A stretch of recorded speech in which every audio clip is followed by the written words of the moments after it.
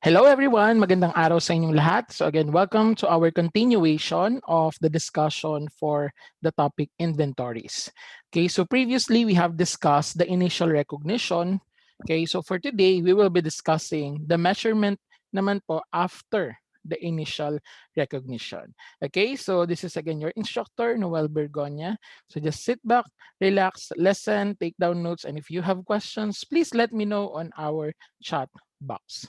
Okay, so as you all know, our inventories, as mentioned to you initially in our introduction, okay, should be reported at the end of the reporting period, okay, at a lower of costs and net realizable value. So yung cost ng inventories natin was already been discussed to you in our previous video lectures. Okay, but by this time we will be discussing the net realizable value and we will be comparing it with the cost, no? And whichever is lower between the two, then that would be the value of the inventory in our financial position. Okay, so the term net realizable value or NRV refers to the net amount that the business expects to realize from the sale of that particular inventory.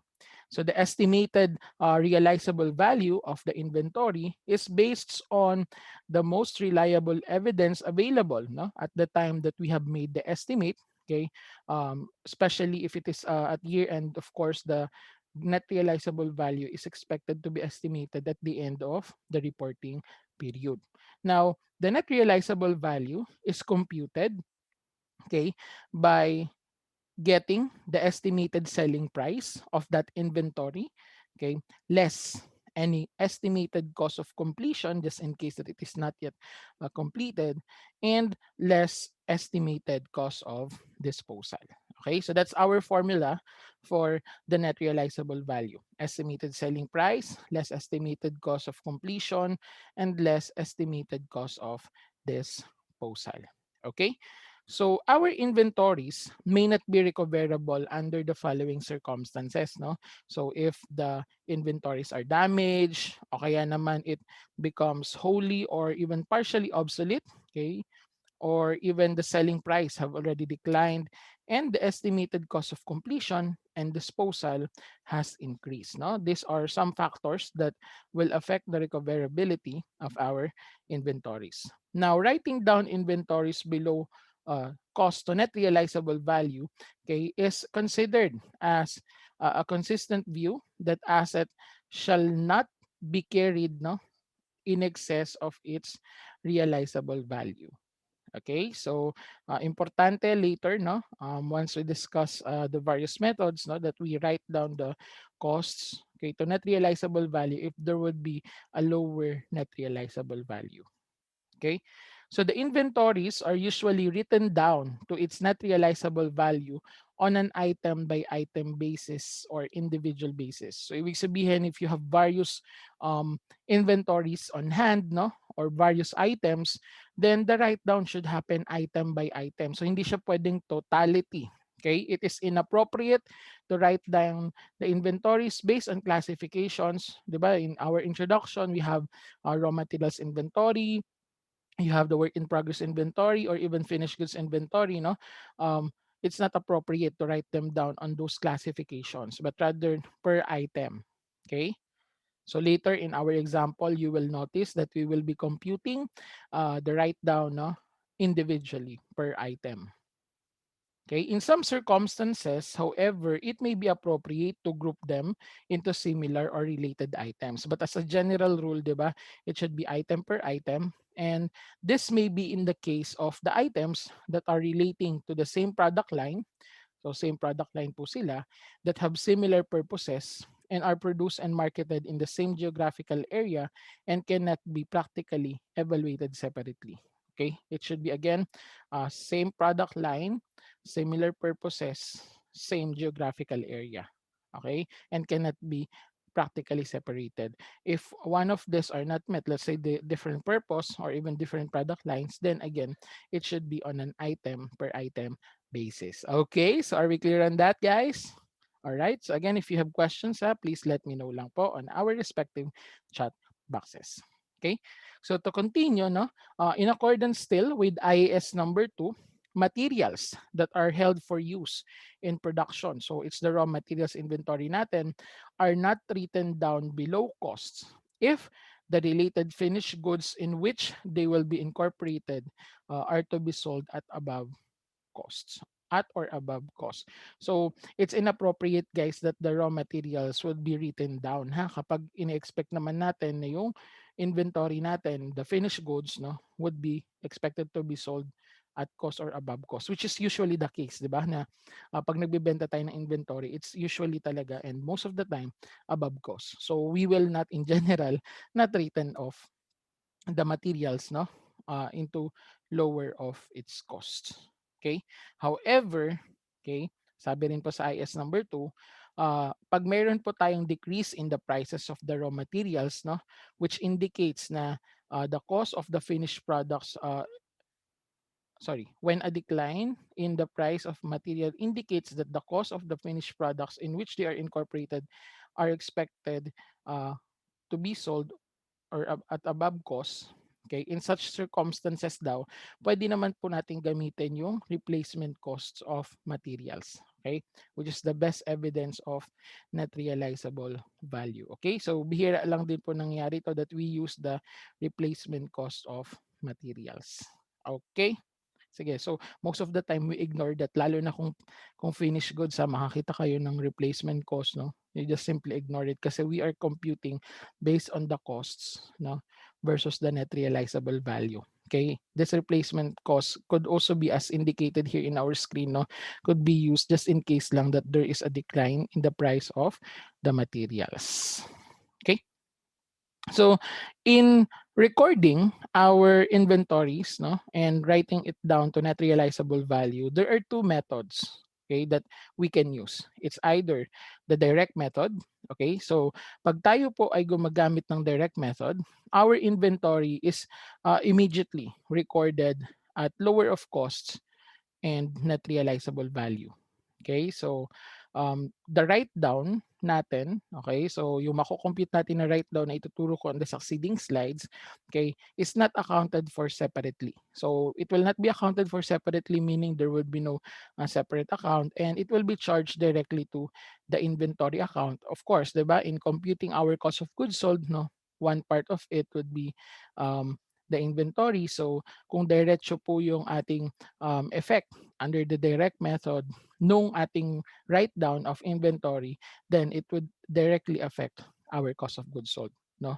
um, on the contrary though no, the other method is allowance method wherein our inventories are typically recorded pa rin at costs. Okay, so naka-record pa rin siya at cost and then we will prepare later the journal entry with regards to write down and account it for separately using an allowance. So actually parang ano rin to no, kung mapapansin niyo parang ito rin yung nasa receivables natin that we have the direct write-off method and we have also the allowance method. So pag direct write-off, that is sa receivables, diretso sa receivables. Similar dito sa inventory, pag direct method, diretso yung amount na effect doon sa ating inventory. Compared with the allowance method that we establish, okay, an allowance account, which is a contra account, of course, no, for the write down. Okay, and of course, in the subsequent periods, no, any allowance that we have needs to be adjusted, no, based on the changes on the estimates natin of the differences between the inventories. Okay, so ito po yung dalawang method na pwede natin gamitin no, as to inventory write down. Okay. Are we clear on this, guys? So in the succeeding slides, we will show examples about how we record the write down no, using the direct method and allowance method and also considering the tinatawag natin na inventory methods, okay, or inventory system. Diba? Kasi we have periodic and perpetual and the entry of direct and allowance method will also be dependent on our inventory system. Okay, so let's start our discussion of the write down and its entry, no, considering the direct and allowance method. Okay, so let's have our first example. So as you can see, no, it states there that we will be using periodic inventory system. Okay, so the following data of NUI Incorporated, okay, are as follows. So ito, binigay na po yung data. Okay, we have the costs, no, for the 3-year period Okay, as you can see, 1 million for first year, 1,700,000 for second year, and then 1,690,000 for the third year. And then we have also the net realizable value. Remember kanina, no? Ang sabi natin, our inventory should be recorded at lower of cost and net realizable value. So what will happen here is we need to determine, no? Okay, how much is the, of course, inventory write down. At the same time, the related allowance kung allowance man po ito method, no? So sabi po dito, if NUI Incorporated uses periodic inventory system, okay, what are the entries related, no, assuming that we use direct method or allowance method. Okay, so let's start with first year, no, 2019. Okay, how do we record? As you can see, no, mas mababa yung net realizable value. Yes, the net realizable value is 720,000. So pag tinanong ko kayo, how much is the value to be reported in our statement of financial position, immediately your answer would be the 720,000 kasi mas mababa siya sa cost. Okay, but here are the entries.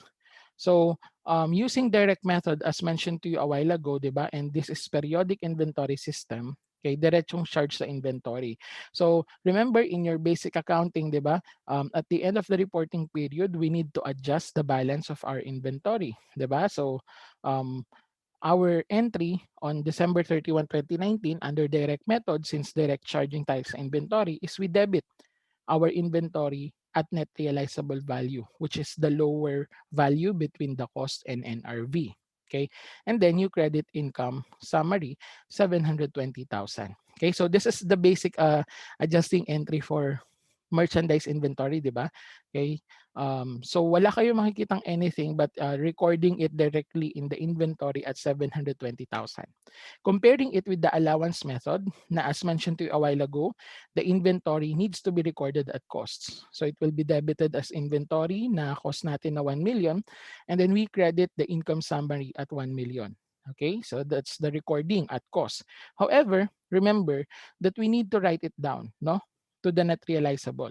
And the difference between the cost na 1 million and 720,000 is 280,000.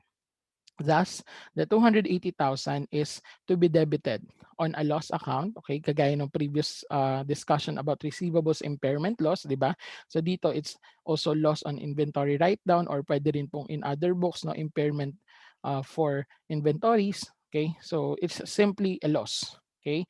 To be recorded in our profit or loss, okay? 280,000, okay? Yung difference kanina. And you credit the allowance account, okay, which is 280,000. Okay, so if we present this in the allowance method sa ating statement of financial position, so it has a cost of 1 million, okay, and then we deduct the 280,000 na allowance, which is an example of a contra account. Thus, still at the end of the reporting period, the inventory has a value in the statement of financial position na 720,000. Okay, so are we clear on that? Okay, napapansin niyo na sa direct method, ang reflection nasa inventory, kaya ang dulo, sa dulo, napupunta siya sa cost of goods sold, di ba? Samantalang sa allowance method, we use the account na loss on inventory write-down, so it's a separate expense account. Okay, so that's on the first year. Okay, remember that our allowance has a 280,000 balance. Okay, pagdating ng second year, as you can see here in our data, di ba? The cost was 1,700,000 while the net realizable value is 1,450,000. Okay? Alam na natin na okay, dapat yung ating inventory is recorded at 1,450,000, di ba? Kasi mas mababa po yun compared with the cost. Okay, so using the direct method, okay, what we can do, okay, is of course, no, the typical adjusting entry for periodic inventory system, close mo muna yung beginning balance mo, and the beginning balance of 2020 was actually the ending balance in 2019, di ba? Kaya we debited income summary 720,000 and we credit inventory na 720,000. Okay? And then saka natin i-establish yung ending inventory for 2020, which is already the net realizable value since direct method po tayo. So we debit the inventory at 1,450,000 and we credit income summary 1,450,000, okay, which is related doon sa lower value na kinompared natin, NRV and costs. Okay? So, yan po yung Pares Direct method. On the other hand, for the allowance method, no, similar to what we have mentioned a while ago, that in periodic, no, we close the beginning balance. So we debit income summary 1 million and credit inventory 1 million. Sir, bakit 1 million? Kasi in the allowance method in the year 2019, as you have remembered, the inventory was recorded at 1 million, although may contra account tayo na 280,000. Pero yung inventory account has 1 million. And then remember also that we need to establish again the inventory at costs, no? At cost siya, and then create another allowance. So the inventory, no, is to be debited at 1,700,000 kasi yun po yung cost in 2020 and credit income summary. Okay. Dito na po papasok yung ano natin, analysis natin. Kasi parang ano yan parang T account ng allowance. Okay? Allowance for write down. Okay. So in 2019, we have 280,000, which is acting as the beginning balance in 2020. Okay, bago po tayo mag-adjust. Now, since as you have noticed, no, dun sa given natin sa table, okay, 1,700,000 yung costs, and then the net realizable value is 1,450,000. So kapag dinidak po natin yon, yung 1,450,000 at saka 1,700,000, that is actually 250,000, di ba? So 250,000. So that should be the ending balance natin, 250,000. Okay? Kasi yun na lang po yung natitirang difference ng cost and net realizable value. But previously, remember, you have 280,000. So instead of debiting an additional loss, which is not the case here kasi bumaba nga po yung allowance, then we need to reduce the allowance. Magde-debit po tayo ng 30,000. And to debit it, ito po yung entry. You debit allowance na 30,000 and you credit the gain on recovery. Okay, so nagka-gain on recovery kasi mas mataas yung ating allowance before adjustments, no, in 2020 compared with what we have computed as the ending balance. Okay, so are we clear on this, guys? All right. So at your December 31, 2020, kung gagawa ka ng FS, still the inventory is at 1,750,000. Okay, 1,700,000 pala, no? And then the ending balance of your allowance is 250,000, 'di ba? Kasi ni-write down na natin siya or nagkaroon po tayo ng debit. Okay, I hope na nakikita niyo yung sinusulat ko. So 1,700,000 less 250,000. So that is also still 1,450,000. Okay, which is similar still using direct method, which is recorded at 1,450,000. Okay, so are we clear on this, guys? Any questions or clarifications? Please let me know on our chat box. Okay, and then we're done with 2020. Okay, sir, pag tinanong kami ng how much is the loss in 2020, may sagot po ba? Kung loss ang tanong in 2020, the answer is 0. Of course, bakit? We have a gain Okay, so kung loss, 0. Kung gain on recovery, yan, 30,000 ang isasagot mo. Okay? And then finally, in 2021, as you can see in the table, no, still the cost is higher compared with the net realizable value. So the cost is 1,690,000 and then the net realizable value is 1,400,000. So in the direct method, kagaya ng ginawa natin kanina, we just simply close the beginning balance. So we debit income summary, 1,450,000, and we credit inventory, 1,450,000. Okay? And then we establish the ending inventory, which is the net realizable value pa rin kasi yun yung mas mababa. So we debit inventory, 1,400,000, and we credit income summary, 1,400,000. Okay? On the other hand, the allowance method, again, no, we close the beginning balance of 2021 by debiting income summary na 1,700,000 and we credit the inventory na 1,700,000 since that was the recorded value of the inventory in 2020. Okay, and then we establish again our inventory at cost. So we debit inventory 1,690,000 and we credit income summary 1,690,000. Now, okay, so update natin yung T account natin, no, for the allowance. Okay, I have shown in the entry yung solution, pero to appreciate further, no, we can use pa rin po yung T account ng allowance natin. Okay, so using the T account of allowance, 'di ba? In 2021, ang ating beginning balance ng allowance ay 250,000. So that's the allowance from the last year, no?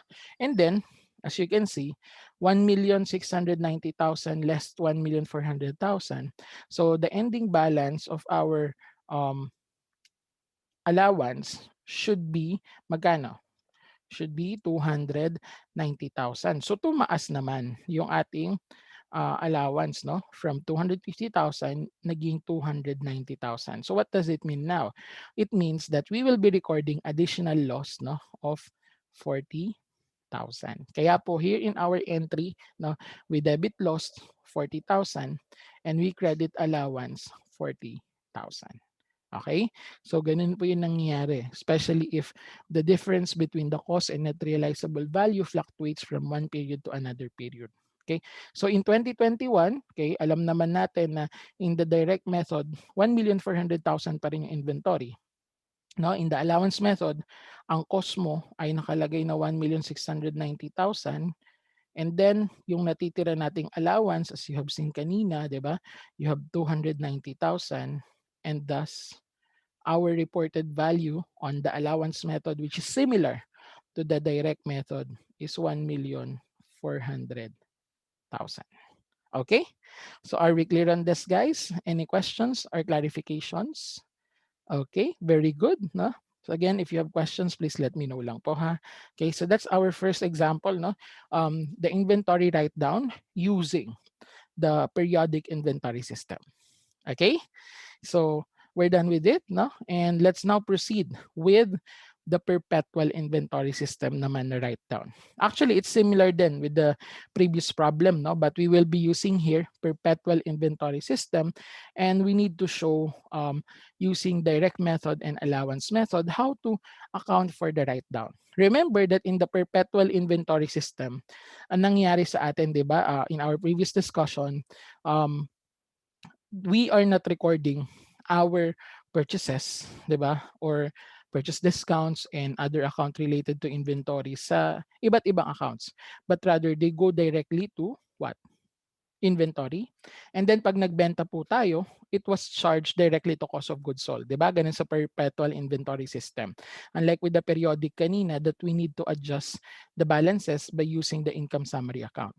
So right now, no, what will happen is if it is direct method, still, sabi natin, it will be directly charged to our inventory. Okay? So in December 31, 2019, okay, again, the difference between the cost and net realizable value is actually magkano yan? 280,000. So that's the write down that we need to account, no, in 2019 kasi mas mababa po yung net realizable value kaysa sa costs. So in recording it, no, una sa direct method, okay, we will be debiting at cost of goods sold. Kasi as mentioned to you, 'di ba, the direct method will account for the changes in the inventory and the net effect will go to the cost of goods sold. So sa direct method, idediretso natin yung write down sa cost of goods sold na 280,000 and then we credit the inventory 280,000.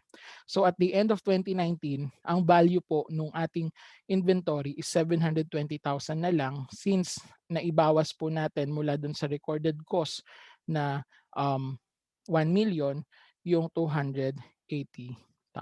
Okay? So 720,000. Now, para sa allowance method, no? Sa allowance method, wala ka nang gagawing adjusting entry or closing entry ng beginning, then i-adjust mo yung ending balance. But since naka-incorporate naman na siya doon sa ating inventory, okay, then what will happen is we just account for the loss at saka yung allowance. So we debit the loss na 280,000 and credit allowance sa 280,000. Again, no separate entries for the closing of the beginning balance and ending balance, no? since this is perpetual inventory system. Okay, so ganyan lang po siya. Okay, similar on both method, no? The ending balance to be reported in your statement of financial position would be 720,000, no? Ang pinagkaiba lang ulit nila is the accounting for the write down na sa direct method na pupunta sa cost of goods sold, while the allowance method is going to the loss. Okay? And then in the year 2020, okay, as you can see ulit, no, mas mababa yung net realizable value kaysa sa cost na 1,700,000. Okay, so what will happen, okay, for the direct method, the 250,000, okay, decline in value will be again charged directly to the cost of goods sold. So we debit cost of goods sold 250,000 and we credit inventory 250,000. Okay, while for our allowance method, similar to my discussion in the periodic, no, dahil po kapag nag monitor tayo ng allowance, no, in our 2019 we have 280,000, and then pagdating po ng 2020, di ba, naging 250,000 na lang po yung ending balance ng allowance required. So we have to decrease the allowance by 30,000 and record it as gain. So napansin niyo, no, we debit allowance 30,000 and credit the gain on recovery na 30,000. Pero still, if you going to monitor it, no, both of the methods, direct or allowance, will still have the 1,450,000 po na inventory value. Okay, at the end of the reporting period. Ang pinagkaiba lang for direct method, may karagdagan siyang cost of goods sold na 250,000, and then sa allowance method may gain on recovery na 30,000. Okay? So are we clear on this? Okay. And lastly, we have on December 31, 2021, okay, so mas mababa pa rin yung net realizable value, and the difference between the cost and net realizable value is amounting to 290,000. Okay, so what we're going to do, okay, still in our direct method, okay, so our direct method will be debiting, no, wait lang bura ko lang. Ayan, so debiting cost of goods sold 290,000, and then we credit inventory 290,000, which is the difference nung cost at saka nung net realizable value. And then for the allowance method, kagaya kanina, no, we need to check for the, kumbaga, movement in the allowance. Okay, which is kanina, 'di ba? In 2020, meron kang 250,000 na recorded value ng allowance, and then nung nag-compute ka, naging 290,000 siya. So there is an additional write-down loss natin na 40,000. Kaya ang naging entry sa allowance method ay debit loss 40,000 and credit allowance 40,000. But still, at the end of the reporting period, whether direct or allowance, our value reported in the statement of financial position is 1,400,000. Okay? So are we clear on this, guys, for the perpetual inventory system? Again, if you have questions, please let me know lang po. Okay? So ayan. Let's have another example. And also ngayon naman po, I will be discussing, no, the problem related doon sa item per item basis. Okay, so we are asked actually of the cost of ending inventory using the lower of cost and net realizable value for each of the items listed. Okay, so we have six separate items. Okay, and as mentioned to you kanina, di ba, the write down should happen one by one or item by item basis. Okay, so let me read the problem. So the Taeyong Corporation had different items in inventory which are listed below along with relevant data. So the company uses the lower of cost and net realizable value method of valuing the inventories. Okay, so we have again the 6 items including their costs, no, replacement cost, which we will not be using as mentioned since this is a finished goods, no. And then we have the selling price, the cost to sell, and then the normal profit. Okay, remember that in the computation a while ago of the net realizable value as introduced in the theory, okay, the computation is estimated selling price less estimated cost to complete, okay, and then less estimated cost to sell.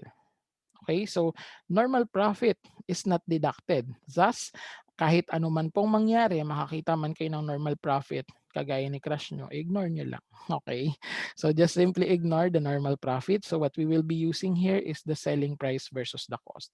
Okay, so let's do the analysis one by one. So let's try to identify the net realizable value per item, and then per item, alin yung gagamitin natin as ending inventory. Okay, so in letter A, item A, we have a cost of 40,000, and then we have a selling price na 50 pesos. 40,000 bin sabi ko. The cost is 40 pesos. The selling price is 50 pesos.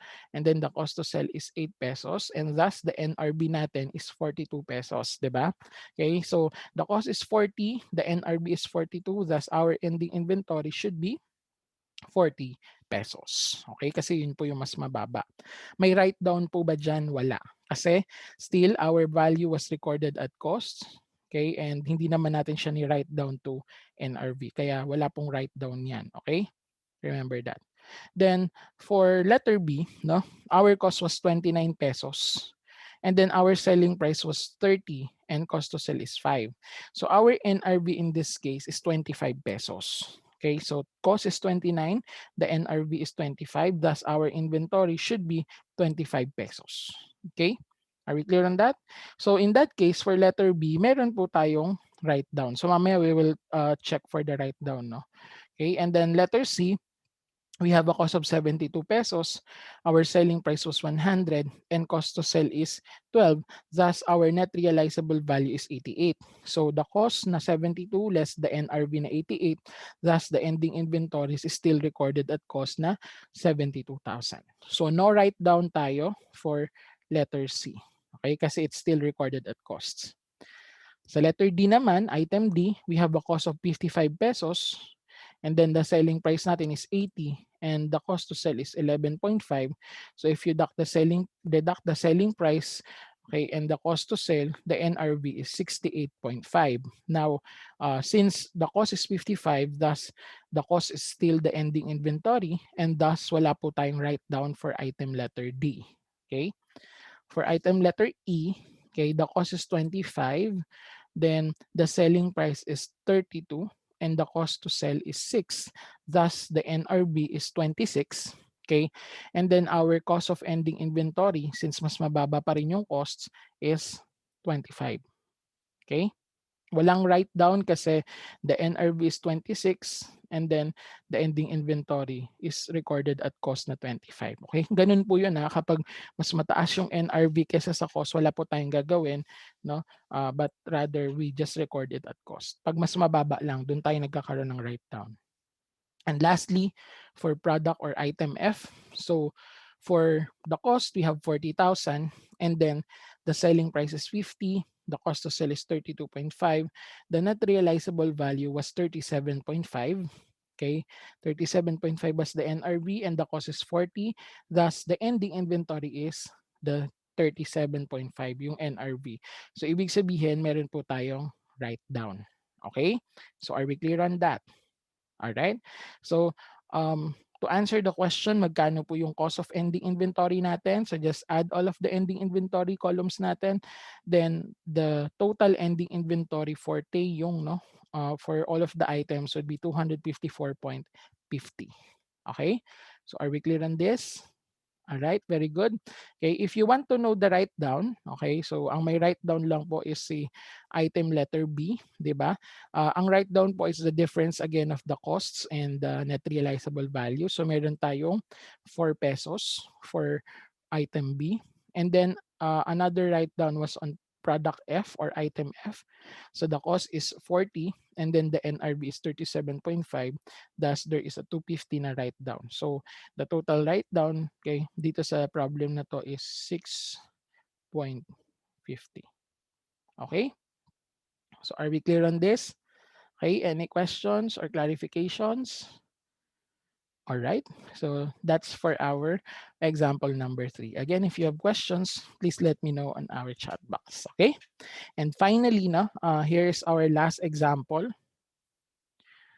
Okay, so our last example is again asking for how much is the inventory that Jungkook Bigasan Company's December 31 statement of financial position will report, and also if there would be an allowance for inventory write down, no, before adjustment na 5,000.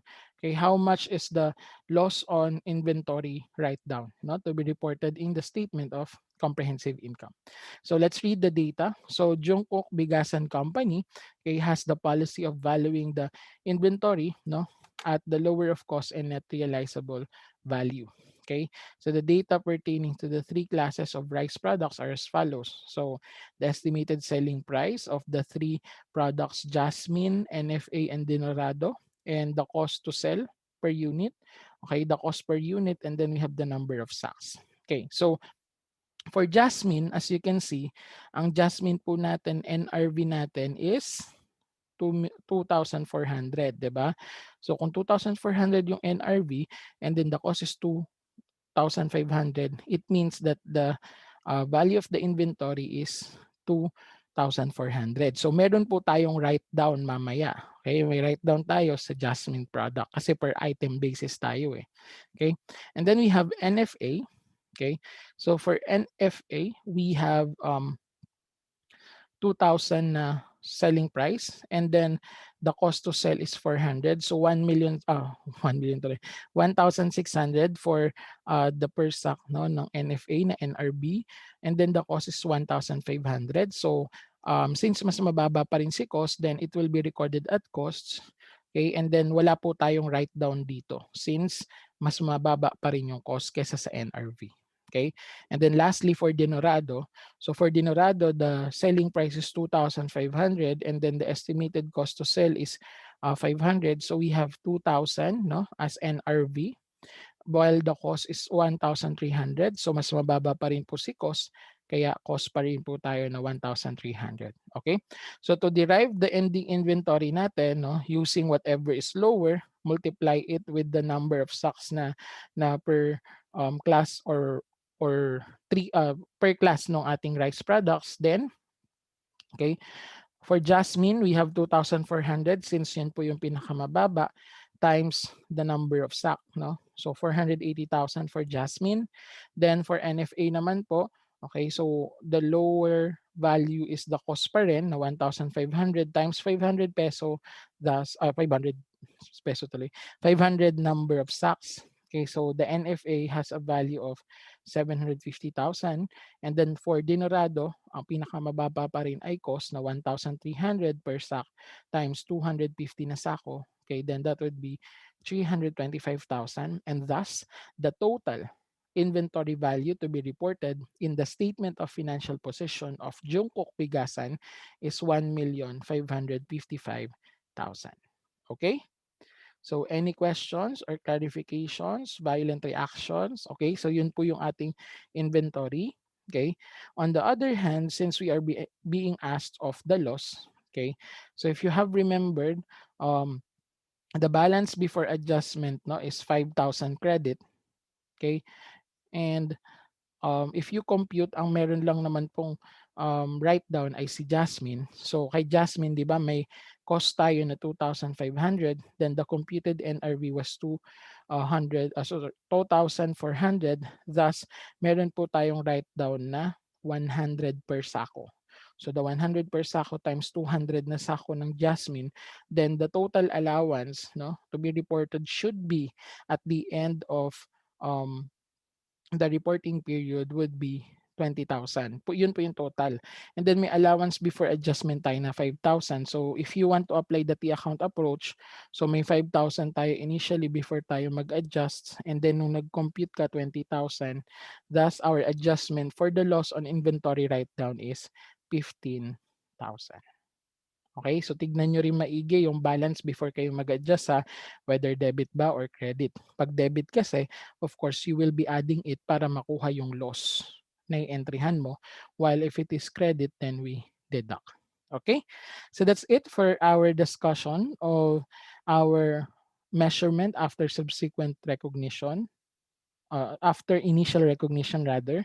Okay, so we have again, to summarize, we have recorded our inventory should be at lower of cost and net realizable value, and it should be done, no, item per item basis or item by item or individual basis po natin. Okay, so we can have the either of the two methods, no, the direct or allowance method.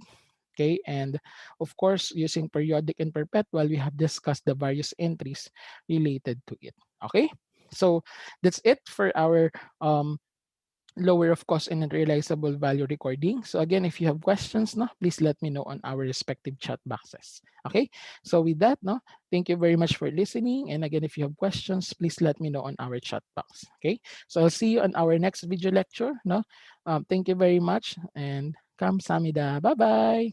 Thank you.